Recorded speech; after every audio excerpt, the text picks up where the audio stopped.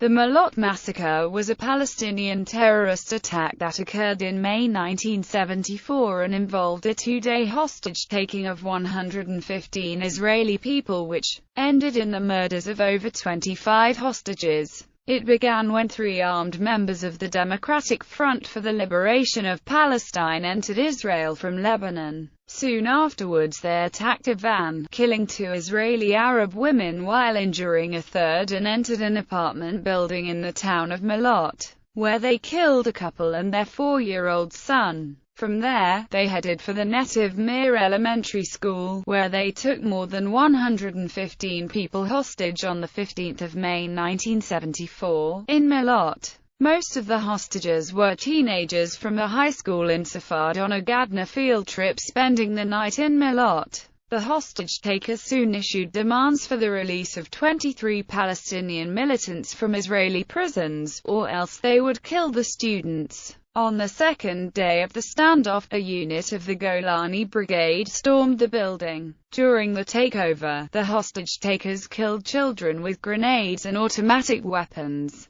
Ultimately, 25 hostages, including 22 children, were killed and 68 more were injured. The attack. Malot, located on a plateau in the hills of the Western Galilee region of Israel, 6 miles south of the Lebanese border, is a development town founded in 1957 by Jewish immigrants, mainly from Morocco and Tunisia. The attack was carried out by 3 members of the Democratic Front for the Liberation of Palestine dressed in Israel Defense Forces uniforms. The DFLP terrorists infiltrated through the Nahal Matat nature reserve from south of the Lebanese village of Ramish. The group entered Israel near Moshav Zarait on Sunday night, 13 May. They were armed with AK-47 assault rifles, grenades, and plastic explosives of Czechoslovakian manufacture. They hid until the next night in the orchards near the Druze village of Herfish. A border patrol unit discovered their footprints but could not follow the trail, and mistakenly reported to superiors that the footprints belonged to smugglers. Proceeding to Malot up the winding road,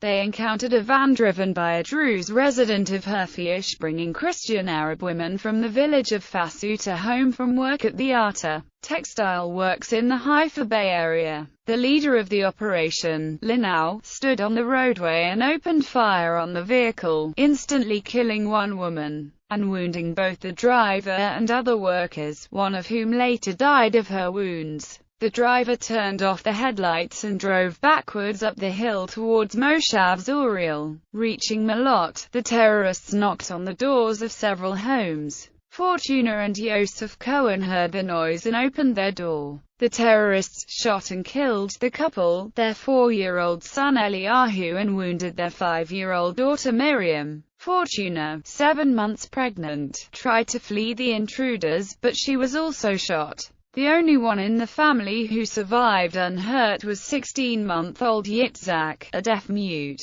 From there, the militants headed for the Netiv Mir Elementary School, where students on a school trip were lodged. On the way, they met Yaakov Kadosh, a sanitation worker, and asked for directions to the school. They beat and shot him, leaving him for dead. Netiv Mir Elementary School was a 3-story concrete building with apartment buildings under construction nearby. The terrorists entered the building at 4 a.m., taking 102 students hostage. The teenagers spending the night in the school building were out on a 3-day trip. They were students from a high school in Safad. By then it was considered too late to cancel the trip because all the arrangements had been made. 3 of 4 teachers escaped by jumping through the window, abandoning their 90 pupils to their fate, which created a lot of bitterness among the parents. The teachers were immediately suspended from their posts by local authorities. 85 students and several teachers were held hostage.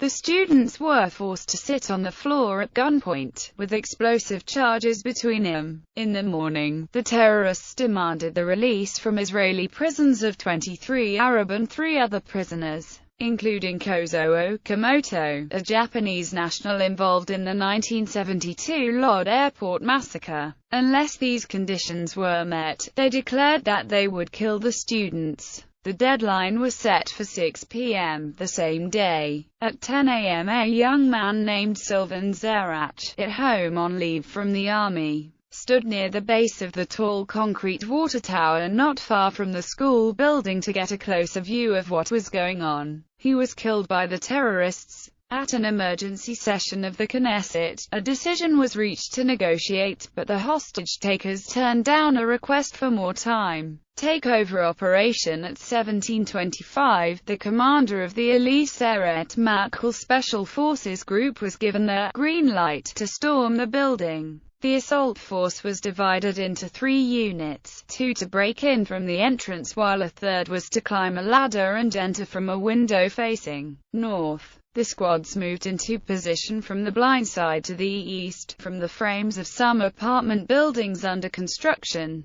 The operation was to have been coordinated with simultaneous sniper fire on the 3 hostage-takers. At 1732, the first squad entered the building through the main entrance on the first floor, which was blocked with tables and chairs. The first 3-man team, led by Yuval Galilee of Kibbutz Gever, was hit by gunfire on the stairs leading to the second floor. Galilee threw a phosphorus grenade into the second-floor hallway to create a smoke screen. The smoke from the explosion blinded the second team led by Amir and Levine, which had been ordered to take out Linau, at that time posted at the third-floor window where he had shot Zerach. Rackham was shot dead, but Linau managed to reach the classroom, grab several magazines from the teacher's desk and reload his weapon. He then sprayed the students with machine gun fire and tossed grenades out the window. When a burst of fire broke his left wrist, he threw 2 grenades at a group of girls huddled on the floor. Several students leaped from the windows to the ground, some 10 feet below. Beside the 3 DFLP militants, 22 high school students were killed in the attack, including Ilana Turgeman, Rachel Laputa, Jochebed Mazes,